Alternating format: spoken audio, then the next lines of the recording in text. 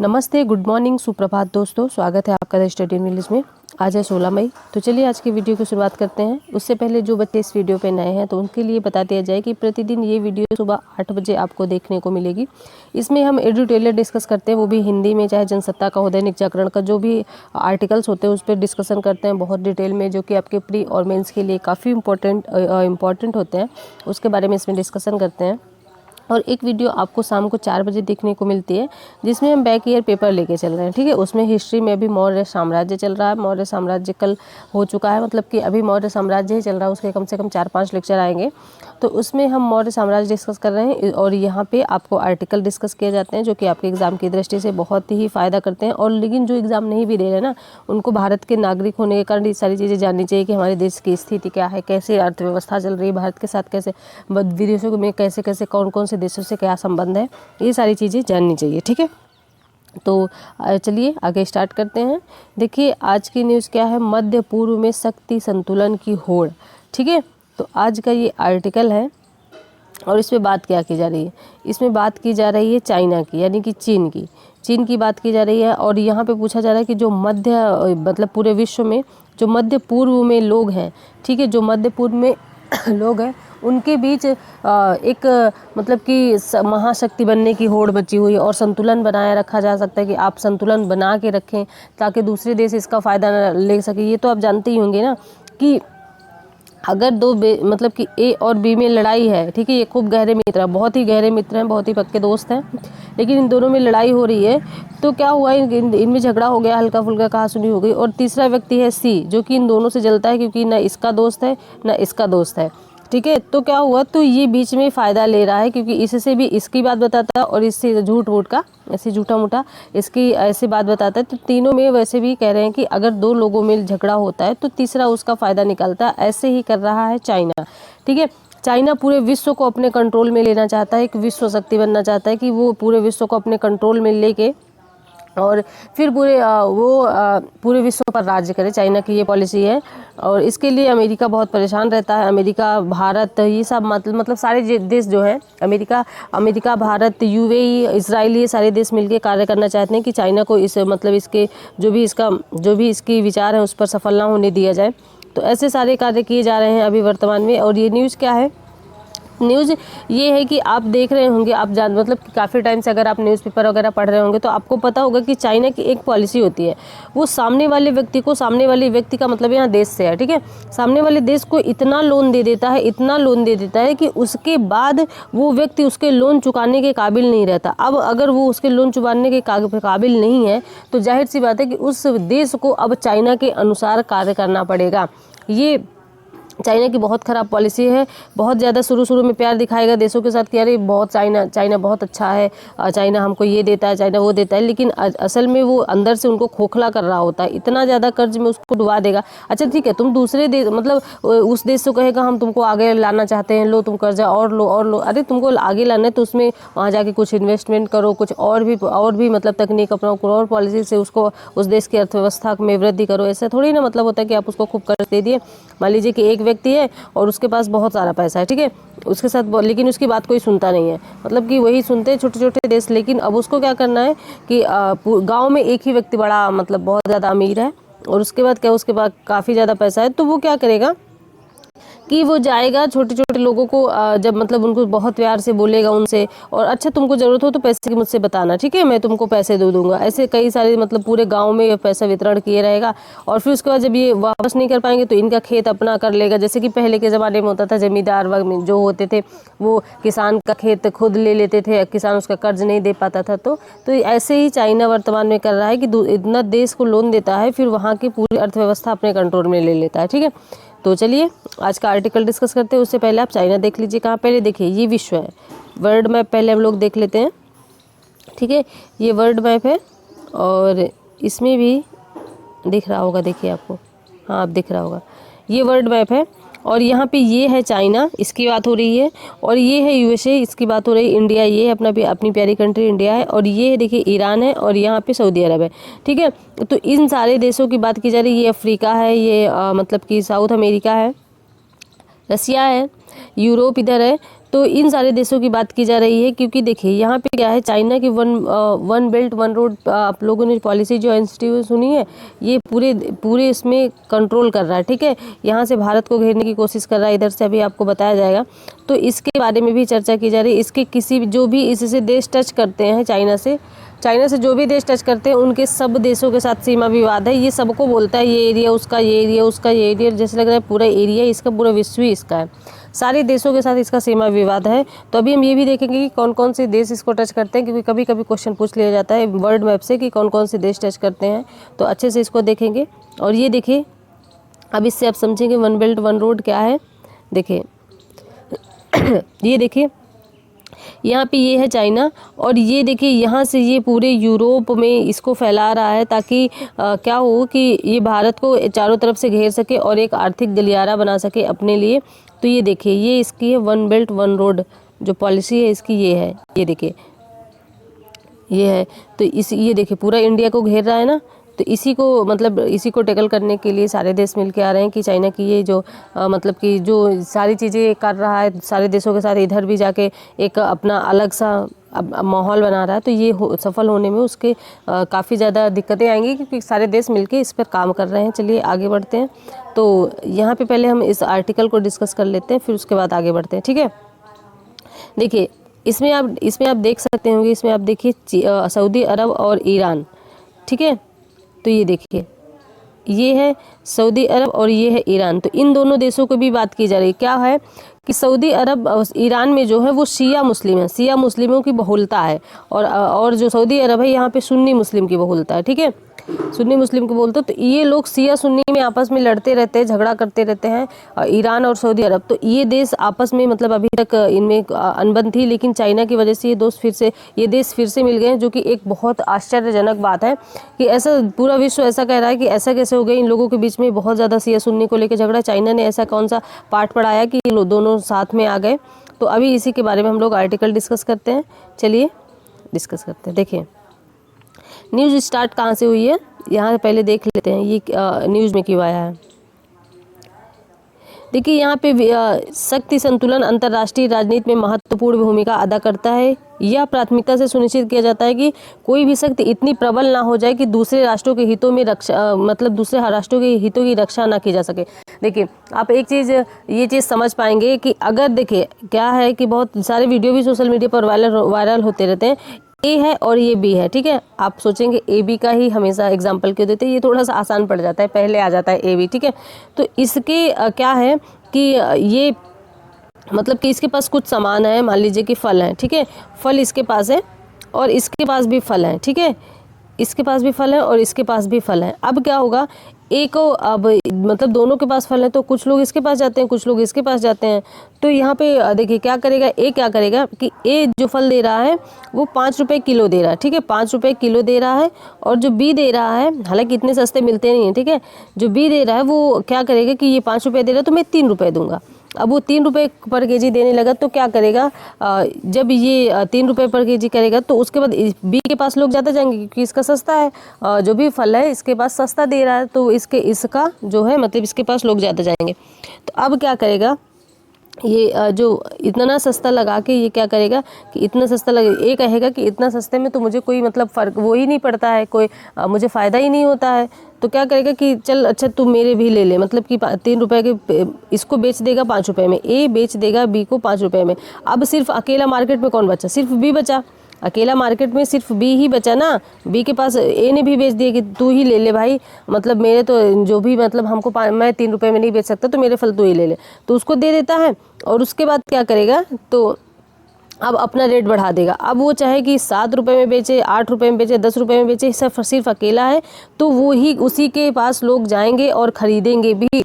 तो ये ही मतलब ऐसे ही होता है, जो बिज़नेस में भी ऐसी सारी चीज़ें होती। पहले उस क्वालिटी को मतलब कि उसके जो प्राइस होते हैं, क्वालिटी मतलब जो भी सामान होता है, जो भी वस्तु होती है, उसके प्राइस एकदम निम्न कर दिए जाते हैं।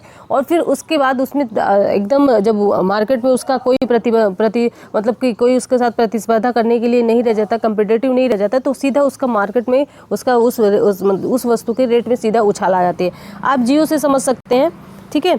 जियो से आप समझ सकते हैं कि जियो जब मिला था तो फ्री में मिला था। अरे ऐसी सिम मिल रही थी, जाके मतलब ले लो जाके। एक बात बताऊं, मुझे जब ये जियो वगैरह बट रहा था तो मुझे ये नहीं पता था कि जियो है क्या और इसे ये डाटा क्या करते हैं, सारी चीज़ें मुझे नहीं पता था। जब ये जियो ऐसे फ्री में बट रहा था तो लोग जाते थे, मैं बस सुना करती थी कि हाँ कोई जियो के लिए जा रहा है और जियो एक सिम है। अब उसके ये डाटा क्या है मुझे अभी तभी भी नहीं पता था कि डाटा होता क्या है। तो उसमें ये लोग जाते थे, बहुत सारे बच्चे इसको जो कॉलेज स्टूडेंट हैं या फिर बहुत सारे बच्चे जियो की सिम लेने जाते थे, फ्री में मिलता था। अब क्या हुआ, आश्रित हो गए जियो पे। अब उसके रेट देखिए क्या है, महीने में अगर आपको 3 महीने का करवाना है तो 600 ऊपर से ही रहेगा रेट, ठीक है। तो देख सकते हैं इसी को मतलब ऐसे ही चाइना कर रहा है कि वो इतना कम सस्ते में लोन देता है, मतलब कि लोन जो देगा उसकी ब्याज दर एकदम निम्न रहेगी, बहुत निम्न रहेगी। और उससे क्या होगा कि लोग कहेंगे अरे चाइना से ले लो, उसकी ब्याज दर तो बिल्कुल निम्न है। और ये देश समझने के लिए मतलब समझते नहीं कि चाइना उनके साथ खेल क्या है, मतलब कौन सा खेल खेल रहा है। तो चाइना उसके साथ मतलब बहुत निम्न दर में एकदम लोन देगा और वो लेते जाएंगे, लोन लेते जाएंगे, फिर इतना कर्ज में डूब जाएंगे तो चाइना को उसकी बात माननी पड़ेगी। फिर मतलब चाइना की बात उन देशों को माननी पड़ती है, फिर वो उसके अकॉर्डिंग चलने लगते हैं, जो कि अच्छी बात नहीं है, ठीक है। तो यहाँ पे वही बात की जा रही है कि इतनी शक्ति भी प्रबल ना हो जाए कि दूसरे राष्ट्रों के हितों की रक्षा ना की जा सके। चीन अफ्रीका, मध्य पूर्व और मध्य एशिया और यूरोप के सारे आर्थिक मार्गों में अपना नियंत्रण की कोशिश कर रहा है।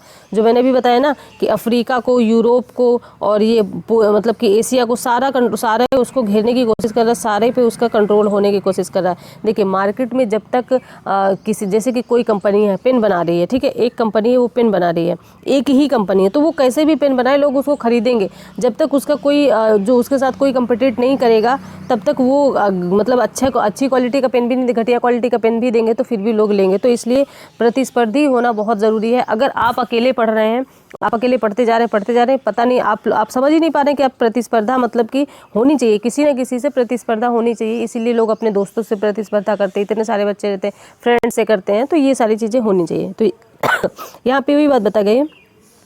दुनिया के अन्य क्षेत्रों के साथ भी खासकर मध्य पूर्व में चीन के बढ़ते प्रभुत्व को नियंत्रित और संतुलित करने के लिए भारत, अमेरिका, संयुक्त राज्य और अमीरात राष्ट्रीय सुरक्षा सलाहकार सऊदी अरब से मिले। ये तीनों देश इजराइल के समर्थन से कनेक्टिविटी कॉरिडोर निर्माण की वृहत योजना को साकार करने की दिशा में बढ़ा रहे हैं। देखिए कौन कौन से देश हैं, अमेरिका है जिसको यूएसए, यूएई है और उसके बाद इजराइल है, ठीक है, इजराइल है। ये तीनों देश मिले हैं किससे, सऊदी अरब के जो मतलब वहाँ के राजा, जो भी वहाँ के महाराजा होते हैं, वहाँ के सुल्तान होते हैं, उनसे मिले हैं। तो इससे क्या है कि वो कनेक्टिविटी कॉरिडोर बनाना चाहते हैं, कनेक्टिविटी कॉरिडोर बना के वो चीन को मतलब इसकी योजना को टैकल करना चाहते हैं। इसमें क्या है, जो भारत से अरब की खाड़ी में गुजरता हुआ इजराइल, जॉर्डन तक और वहाँ यूरोपीय का विस्तार। देखिए भारत से देखिए, इसमें देख लीजिए मैप में ज़्यादा समझ पाएंगे। यहाँ से भारत से गुजरता है और यहाँ से होते हुए यहाँ पे जॉर्डन वगैरह होते हुए इस सारी चीज़ों में इनमें कंट्रोल करना चाहता है, ये है, ठीक है, कॉरिडोर, ये वाला कनेक्टिविटी कॉरिडोर, ठीक है। और चाइना की पॉलिसी यहाँ से है, पूरा इधर से पूरा घेरे हुए इधर साइड में, ठीक है। अब समझ में आ गया होगा आपको। तो यहाँ पे है कनेक्टिविटी कॉरिडोर का विचार है। इसमें कौन कौन से देश हैं, अमेरिका, इजराइल और भारत, फिर उसके बाद यूएई, ठीक है। इसमें क्या है कि इसके विचार क्या है, यूएई ने दो वर्ष पहले ही कर लिया था। मतलब कि इसमें देश कौन से, इसमें आप लोग कनेक्टिविटी कॉरिडोर में याद रखिएगा कौन कौन से देश हैं, यूएई है, यूएसए है, इजराइल है और इंडिया है, ठीक है। आप लोग ध्यान रखिएगा, इससे क्वेश्चन बनने की संभावना है। चीन ने सऊदी अरब और ईरान में राजनयिक संबंध बहाल करवाने में सफलता अर्जित की है, ठीक है। चीन अभी तक मैंने बताया ना कि सऊदी अरब और अमेरिका के बीच, सऊदी अरब ईरान के बीच में शिया सुन्नी को लेकर झगड़ा हुआ था, तो उसको चीन ने उनके बीच में सफलता, मतलब कि उसकी उनके बीच में गिला शिकवे जो भी है, माफ़ करो आगे बढ़ो, वही वाले हल किए, तो सफलता अर्जित की है। इससे उससे क्या होगा, उससे क्या होगा, अमेरिका, इजराइल और भारत चकित हैं और इससे बड़ी चुनौती के रूप में देखा जा रहा है। अगर ये दोनों देश मिल गए, क्योंकि उनके पास बहुत ज़्यादा कच्चा तेल का जो क्रूड ऑयल है उसका उत्पादन काफ़ी ज़्यादा मात्रा में होता है, जिससे चीन वो एक मतलब जो एशिया है, मध्य एशिया के वहाँ के थोड़ा शक्तिशाली कंट्री है, अगर चीन का वर्चस्व वहाँ हो गया तो फिर ये अच्छी बात नहीं है भारत के लिए, इस मतलब कि किसी देश के लिए भी अच्छी बात नहीं है, इसलिए ये लोग मिलके काम कर रहे हैं। चीन आर्थिक गलियारे के तहत कई देशों में करोड़ों डॉलर का निवेश कर चुका है। मतलब आर्थिक गलियारे के तहत जो अभी मैंने बताया ना कि चारों तरफ गलियारा बना रहा, उसमें करोड़ों डॉलर का निवेश कर चुका है। चीन और खाड़ी देशों के बीच मुफ्त व्यापार को वार्ताएं करीब 1 दशक से चल रही। मतलब कि जो खाड़ी देश हैं, जो कि मैंने देखे खाड़ी देश कौन कौन से, इस पे देख लेते हैं। ये आपके सब खाड़ी देश हैं, ठीक है, ये हैं खाड़ी देश। तो चीन इनके साथ मुफ्त व्यापार करने की मतलब बात कर रहा है, और ये काफ़ी दिन से ये बात चल रही है। तो इसीलिए ये शायद एक साथ मतलब कार्य करने के लिए रेडी हो चुके हैं, जो कि भारत के लिए अच्छी बात नहीं है। भारत की विदेश नीति देखा जाए तो ये अच्छा नहीं है। फिर उसके बाद क्या है, क्योंकि सऊदी अरब के साथ भी भारत की अच्छी बनती है और ईरान के साथ भी भारत की ठीक है अच्छी बनती है, लेकिन ऐसा मतलब चीन उनके ऊपर कंट्रोल करेगा, चीन उनके अनुसार चलेगा, तो फिर कहीं ना कहीं तो वो भी डामाडोल होंगे ही नहीं। चीन आर्थिक, फिर देखिए इसमें क्या है कि चीन इस इलाके में शांति स्थापित करके न केवल अपने व्यापारिक साम्राज्य का सफल बनना चाहता है, बल्कि वह सामरिक बढ़त भी हासिल करना चाहता है। समुद्र से उसे जैसे ही यहाँ पे आएगा, समुद्र से उसके जैसे ही वो सऊदी अरब के पास आएगा, उसके बाद में उसके यहाँ से समुद्र मिल जाएगा उसको, फिर वो सारे देश पे कंट्रोल आराम से कर सकता है। तो वही चीन सोच रहा है, ठीक है। उसकी मतलब पता नहीं कहाँ क्यों ऐसा कर रहा है, ये समझ में नहीं आ रहा। मतलब अपना एक वर्चस्व स्थापित करना चाहता है संपूर्ण विश्व में, और कुछ नहीं है।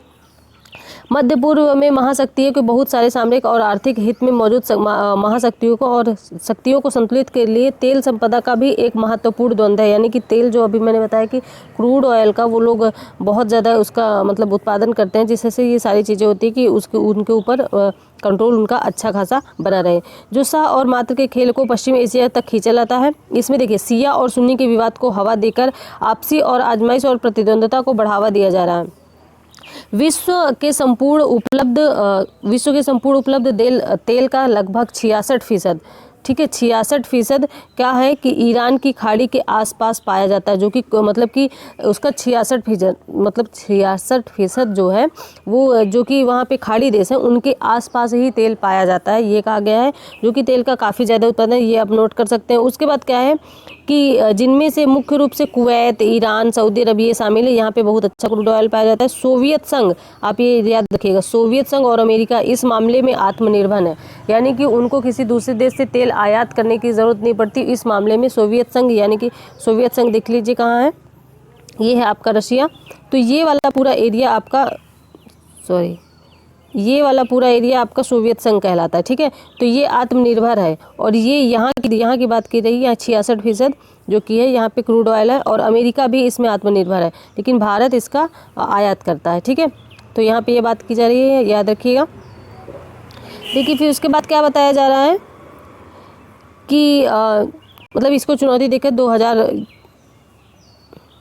इसमें देखिए इसमें क्या बताया जा रहा है कि ईरान की खाड़ी के आसपास इलाकों में, जिसमें मुख्य रूप से कुवैत, ईरान और सऊदी अरब शामिल है, पाया जाता है। सोवियत संघ और अमेरिका इसमें आत्मनिर्भर है, लेकिन अगर यूरोप को इस इलाके से तेल प्राप्त करना बंद हो जाए तो उसके अधिकांश उद्योग धंधे बंद हो जाएंगे। क्योंकि अगर यूरोप को नहीं मिला ना, तो यूरोप के अधिकांश उद्योग जो उसके धंधे हैं वो सारी चीज़ें बंद हो जाएंगी, जिससे काफ़ी ज़्यादा उसको नुकसान होगा अगर ये चीन ऐसा करता रहा तो, ठीक है। तो इसलिए ये सारे देश चीन पर भरोसा बहुत ज़्यादा देश नहीं करते हैं, जो बड़ी शक्तियां हैं वो नहीं करती हैं। हालांकि मतलब संबंध अच्छे रहते हैं, इसका मतलब ये नहीं कि संबंध ही नहीं रहते, संबंध ठीक ठाक रहते हैं, ठीक है। अपने हित के लिए सारे देश, मतलब अपना हित सारे देश देखते हैं, पहले अपना हित बोलते हैं ना कि पहले अपना देखो फिर उसके बाद दूसरों को बताइए। इन सब के बीच मध्य पूर्व में कड़े प्रतिद्वंदियों को जोड़ने के लिए चीन की कोशिशें तो अमेरिका के व्यक्तिगत स्तर पर भी फायदेमंद है, और ना ही इसराइल की सुरक्षा के लिए। चीन भारत का परंपरागत प्रतिद्वंदी है, और मध्य पूर्व में भारत के आर्थिक और सामरिक हित में इससे प्रभावित हो सकते हैं। पश्चिम एशिया लगभग 80 लाख भारतीय रहते हैं। पश्चिमी एशिया में, जो कि इधर वाले एशिया में कम से कम 80 लाख भारतीय रहते हैं। तो इसमें ये बताया गया है कि इसमें 80 लाख भारतीय रहने के, जिसमें से केवल संयुक्त अरब अमीरात में इनकी संख्या 25 लाख है। पूरे पश्चिमी एशिया में 80 लाख है और संयुक्त अरब अमीरात में 25 लाख है, यानी कि सबसे ज़्यादा संयुक्त अरब अमीरात यानी कि यूएई में रहते हैं। भारत को इस भूभाग का अत्यंत सतर्कता से आगे बढ़ने की आवश्यकता है, क्योंकि ऊर्जा सुरक्षा, खाद्य सुरक्षा और श्रमिक सुरक्षा, निवेश और समुद्री जैसे भारत के कई मूलभूत हित इस क्षेत्र से हैं। तो भारत को यहाँ पे बोला जा रहा है कि भारत को जो पश्चिम मतलब देश हैं, जो कि मतलब खाड़ी देश हैं, इनसे संबंध बहुत अच्छा स्थापित करना चाहिए, और इनको मतलब विश्वास दिलाना चाहिए कि इनके साथ आप कुछ मतलब इनके साथ संबंध अच्छा रहेगा, ये सारी चीज़ें, क्योंकि इसके लिए मतलब भारत हर क्षेत्र में इनके लिए ऊर्जा के लिए और खाद्य सुरक्षा के लिए, श्रमिक के लिए, मतलब कि हर क्षेत्र में इससे बहुत ज़्यादा लोग मतलब भारत के लिए, भारत के हित में बहुत ज़्यादा हैं। क्योंकि आप लोग देखते होंगे कि बहुत भारत के बहुत ही ज़्यादा लोग सऊदी अरब और यूएई में है कमाने के लिए जाते हैं, जिसमें भी बताया कि 25 लाख हैं, 25 लाख हैं जो कि यहाँ से जाते हैं कमाने के लिए, और वहाँ से वो जो पैसा आता है भारत में, वो भारत में ही मतलब वहाँ सिर्फ वो लोग रह रहे हैं, वहाँ सिर्फ अपना खाना खा रहे हैं, बाकी उनकी फैमिली तो यहीं रह रही ना, तो उनकी फैमिली यहाँ रही तो वो पैसा यहाँ भेज रहे हैं। इसमें भारत की जो प्रति व्यक्ति आय है या फिर उनका आर्थिक स्थिति में सुधार हो रहा भारत के, तो ये काफ़ी अच्छी बात है। तो यहाँ अगर इसके साथ संबंध खत्म हो गए तो यही बोल दे कि हम नहीं रखेंगे या फिर हम नहीं जॉब देंगे, तो ये फिर ये अच्छा नहीं होगा। तो इसलिए कह रहे हैं कि भारत को इन देशों के साथ, पश्चिमी मतलब जो भी देश हैं इनके साथ अच्छे से रिलेशन बना के चलना चाहिए, ठीक है। चीन और पाकिस्तान ईरान और सऊदी अरब को साथ मिलकर भारत की कूटनीतिक समस्याओं को बढ़ा सकता है, वहीं इजराइल और परंपरागत शत्रु देशों में आपस में सामरिक मिल सकते हैं।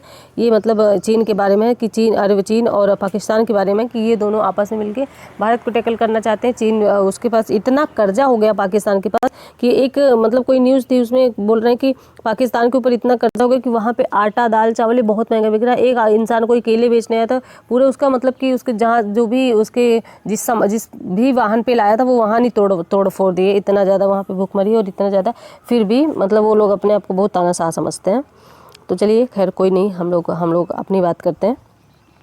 एक देखिए I2U2 ये योजना किसी एग्जाम में अभी मुझे लग रहा है पीसीएस में पिछले वर्ष पूछी गई थी कि I2U2 कौन से क्या है। तो इसमें देखिए I2U2 में है, I2 का मतलब है यहाँ पे इजराइल और इंडिया से, U2 का मतलब यूएई और अमेरिका से। ये चारों देश मिलकर चीन को टैकल करना चाहते हैं, ठीक है। I2 मतलब इंडिया और इजराइल, U2 मतलब है यूएई और यूएसए, ठीक है। तो इसमें देखिए भारत, अमेरिका, यूएई और इजराइल के सामूहिक सुरक्षा की तर्ज पर चीन की नई आर्थिक गलियारों के निर्माण की चुनौती मतलब देने की योजना का काम शुरू कर दिया। मतलब ये लोग गलियारा बनाएंगे। 2021 में पहली बार इस समूह के बीच समुद्री सुरक्षा, बुनियादी ढांचे और डिजिटल ढांचे, परिवहन से जुड़े अहम मुद्दों पर चर्चा हुई थी। देखिए ये पूछ सकता है कि किस किस क्षेत्र में इसमें कार्य करना है, तो समुद्री सुरक्षा, बुनियादी ढांचे, डिजिटल ढांचे और परिवहन के ढांचे, इससे मतलब बात करनी है। तो ये चारों क्षेत्र आप याद रख सकते हैं।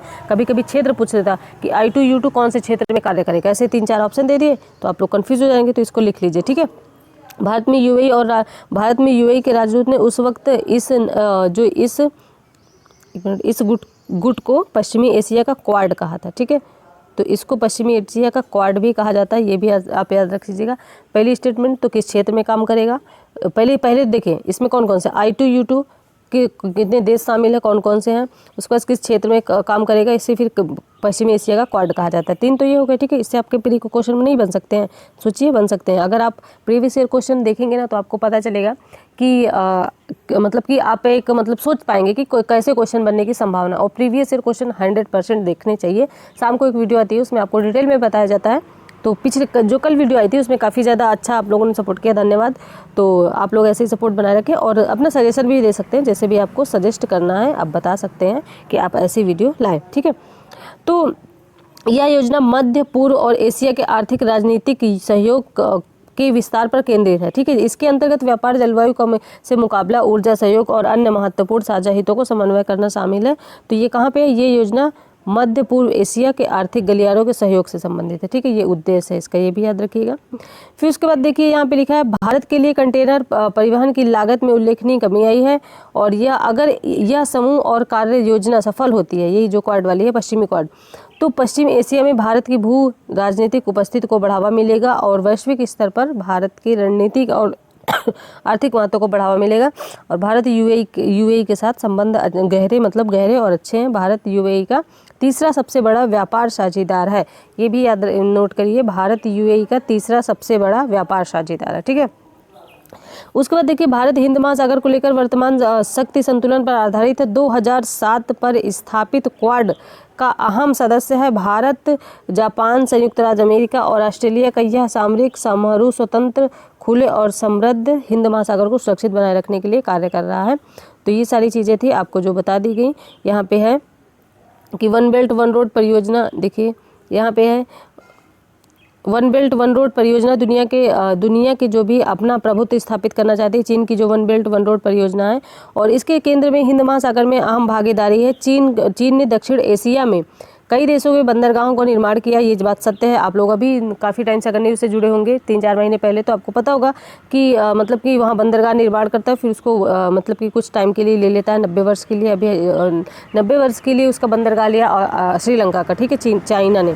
तो ये चाइना की यही नीति है। चीन ने इस दक्षिण एशिया में कई देशों को बंदरगाह का निर्माण किया, भारत के सामरिक चुनौतियां बढ़ा दी हैं। अभी तक क्या हुआ कि चीन पर आर्थिक निर्भरता के चलते अधिकांश देश चीन के चुनौती को देने में नाकाम रहे, क्योंकि सारे देश चीन की इतना थोड़ी ना आर्थिक मजबूत है, तो इसलिए उसको नाकामयाब रहे हैं। अब क्वाड के बाद I2U2 फोरम के साथ आने से चीन का मुकाबला करने के अन्य देशों के साथ मिलने की संभावनाएं बढ़ेंगी। देखिए क्या होता है। उसके बाद क्या होता है कि गौरतलब है कि अमेरिका विदेश नीति में एशिया प्रशांत के बेहद महत्वपूर्ण माना जा रहा है कि विदेश नीति एशिया के साथ किसकी, USA की, काफ़ी महत्वपूर्ण मानी जा रही है, ठीक है। तो ये सारी चीज़ें बता दी गई हैं इसमें। और यहाँ पे है जो एक इम्पोर्टेंट यहाँ पे ये बताया हुआ है कि ओबामा के बाद बाइडेन प्रशासन सामूहिक सुरक्षा को बढ़ावा देने की नीति के काम करके अपने सहयोगियों को जोड़ रहा है। यानी कि ओबामा ने भी यही किया था, ओबामा ने भी इनका सपोर्ट नहीं किया था चाइना का, और मतलब कि उसको टैकल करने के लिए किया था, बाइडेन भी यही कर रहे हैं। तो उसके बाद क्या है, इससे ऑस्ट्रेलिया, UK, US के समूह में AUKUS तथा इंडो पैसिफिक इकोनॉमिक फ्रेमवर्क यानी कि IPEF शामिल हैं, ठीक है। इसमें ये सारे आप ग्रुप का नाम लिख सकते हैं कौन कौन से शामिल हैं। भारत सहित 13